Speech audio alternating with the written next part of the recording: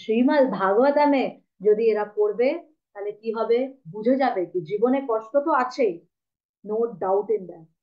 যদি তুমি ভাগবতম পড়ো या না পড়ো, চ্যান্টিং করো, চার মালা করো, ষোলো মালা করো, প্রবলেম তো আসবে। ইট ইজ জাস্ট দ্যাট বৃষ্টি তো দুজনের জন্যই পড়ছে, বাইরের ভৌতিক জগতে মানে নন ডিভোটিজ এর জন্য, আর ভক্ত অভক্ত ভক্ত দুজনের জন্যই বৃষ্টি পড়ছে।